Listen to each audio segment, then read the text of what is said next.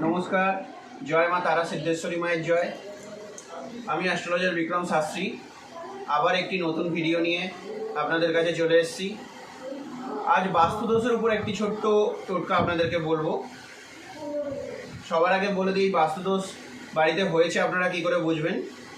এটা জানার জন্য অবশ্যই একটা জ্যোতিষতান্ত্রিকের কাছে যেতে হয়। সেটা বাদেও আপনি সচরাচর যে কোনো মানুষ এটা কম বেশি বুঝতে পারবে, পুরোটা না বুঝতে পারলেও বা শিওর না হলেও কিছুটা আন্দাজ করতে পারবে বাড়িতে বাস্তুদোষ চলছে। ধরুন বাড়িতে একে অপরের সঙ্গে সবসময় ঝগড়া ঝামেলা লেগে রয়েছে, বা বাড়ির কেউ বা বাড়ির সকলেই কম বেশি রোগে আক্রান্ত, সবসময় ভুগছে কোনো একটা রোগে।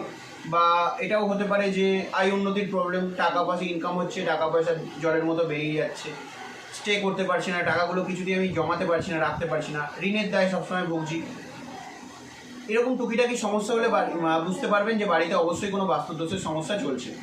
তাহলে কি করতে হবে শুনুন। এর আগেও আমি বলেছি, টোটকা দিয়ে কখনোই আমরা কোটিপতিদের মতো ভাগ্য বিশাল বৃদ্ধিকর করতে পারবো না। টোটকা একটা আমাদের জীবনে, আমি ফার্স্ট ভিডিওতে বলেছিলাম যে টোটকা আমাদের জীবনে লটারির মতো কাজ করে। টোটকা দিয়ে আমরা বড়জোর করতে করতে করতে করতে কখনো একটা লেগে গেল, এইরকমই কাজ হয় টোটকা। তবে আমাদের অবশ্যই করে যেতে হবে। আজকে বাস্তুদোষের জন্য খুব একটা ফলদায়ক টোটকা আপনাদেরকে বলবো। এটা অবশ্যই মা তারার কৃপা থাকলে আপনাদের বাস্তু ধীরে ধীরে অবশ্যই শুদ্ধ হয়ে যাবে, অবশ্যই বাস্তুদোষের সমস্যা আপনাদের মিটে যাবে।